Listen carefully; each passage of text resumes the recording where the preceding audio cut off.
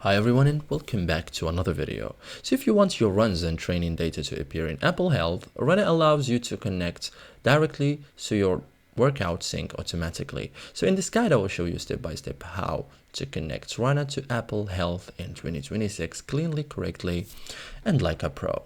So first thing first, what connecting Runna to Apple Health does. So when you connect Runna to Apple Health, completed workout sync automatically, distance, time, and calories are recorded.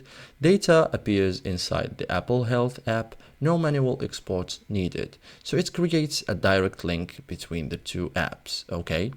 So first thing first, open the Runna app on your iPhone, log into your account, make sure you are on the home screen, tap your profile icon, okay? This is where integrations are managed, so scroll and tap connected apps.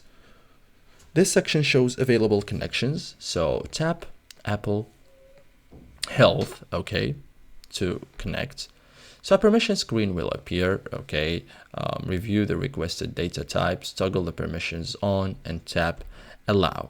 Okay, so Runna may request access to workouts, active energy, distance, heart rate, allow permission for full syncing, okay. After allowing access, you will return to Runna, okay.